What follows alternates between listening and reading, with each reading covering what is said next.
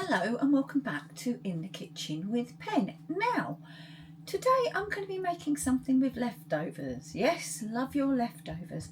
And the other night we had mashed potato, and typically I made too much. So today I'm going to turn these leftover mashed potato into potato croquettes. And what the ingredients I need are so simple. I need leftover cold mashed potato that I can't get into. There we go. Leftover cold mashed potatoes. I need some seasoned flour, and my flour is just plain flour that I have seasoned with salt, pepper and a few garlic granules, and that's there. Then I'll need I've got a couple of beaten eggs here in that bowl there. And then I need some breadcrumbs, and I have used these Lidl's natural breadcrumbs.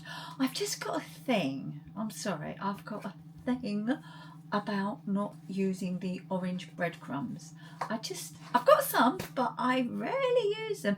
Often I make my own or I use panko. But for this, we're using these natural breadcrumbs from Lidl, and into the breadcrumbs I have also added some salt, some pepper, some garlic. Oh, and you know the just taking my rings off, the parmesan that you get in the little drums, this stuff, I've added some of that. Now it actually really works as a seasoning. I use it on top of minestrone soups. Really works well. Steve loves this stuff. Has it on any tomato pasta dish. But yeah, some of that in the breadcrumbs as well, just to give another depth of flavour, well, a flavour to it, and that will give it a little umami flavour. So I'm going to move you so you can see exactly what we're going to do. Right then, so we're going to get hold of a golf ball. Yeah, golf ball size. Actually, I'll go slightly bigger than a golf ball size piece of mashed potato, and we're going to shape it between our hands into a cylinder, because that's pretty much the shape of a potato croquette, isn't it? So there we go, we've got our potato, and then we're going to dip it into the seasoned flour, and we're going to dip it on all sides. And then this is going to be my wet hand. So we've gone from the flour, we're going from the just plain mashed potato into the flour, shake off any excess, into the egg, and make sure we get it well covered, both ends. And as I said, I'm trying to keep one wet, one dry hand. And I know that halfway through this I will have forgotten what's what, because that's how I roll. So I've let some of the egg off, and then we're going into the breadcrumbs. There we go. See, forgotten already. That's my wet hand. This is my dry hand. Right. And that looks like a croquette, doesn't it? So I'm going to put this onto a rack and get on with doing the others, and then we'll be back. Right, out of that little drop of mashed potato that I had, I've got 5. They're not very even, but I have 5 croquettes. Now, I am going to put these back into the fridge so that when I start to cook them, they will be cooked from cold. If liked, at this stage you could put them into the freezer and use whenever, but we're having them tonight, so we'll be back when it's time to cook.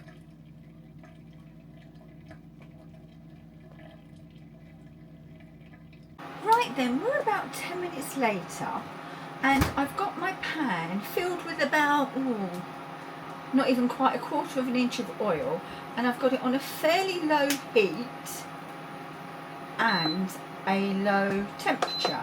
So I'm going to go in and I'm going to just pop them in, and I'm going to turn them so that they get covered in the oil. You could just air fry these, but I'm thinking I'm going to get a better cook if I fry them. And not only that, right, I know that if I fry them, Steve will eat them. If they're air fried, he'll go, oh, they're a little bit dry. He won't say quite like that, but his face will. Steve has a very expressive face.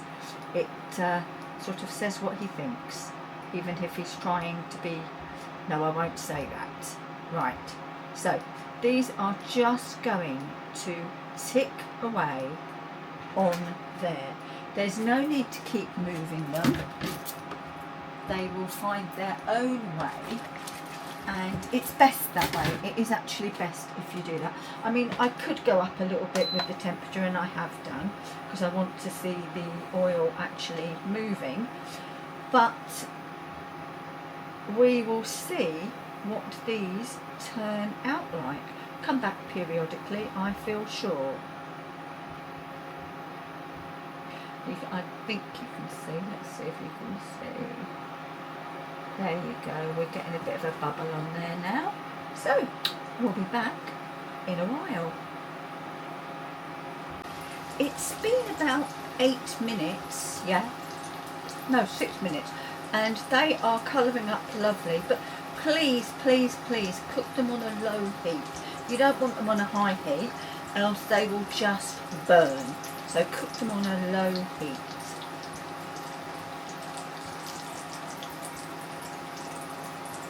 Well, look, it's been 13 minutes and these are cooked. I mean, I think that they look just like a shop bought, but hopefully they'll have a bit more, or should that be a lot more, flavour. So we'll get these onto the plate and do a taste. Well, dinner's ready, and tonight it's just for Steve a very simple cheese omelette, our homemade potato croquettes, and a few tinned tomatoes. So yeah, I mean, I think they look good. I have got something totally different. I'm going to take Steve's through and we'll be back to do a taste. Well, I did say I've got something totally different, and I have got a mixed salad with cheese, crispy onions, coleslaw, and a couple of these croquettes. So there you go, just let you see the croquettes. Let's have a taste of these croquettes. They should be warm all the way through, and yep, they're steaming well, so yes they are. And let's tuck in.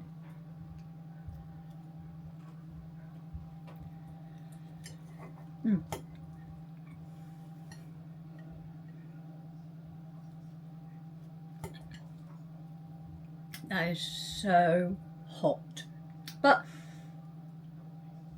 it actually, how well your croquette stands together depends on how much butter and milk you have put into your potato. Too much, they'll be really sloppy. The right amount, they'll be spot on. Don't use any, they'll still be spot on, but pretty tasteless. But salt, pepper, whatever other seasonings you want in your mashed potato, just to make them better anyway, not just for the croquettes. So, sorry, I can have a bit of cheese now. Leftover mashed potato, bubble, cheese and potato pie, cheese and onion pie, just reheated, or potato croquettes. So thank you for watching this episode of In the Kitchen with Pen. Hope you've enjoyed it. Any comments, write them down below, happy to reply, and I shall see you all again very soon. Bye bye for now.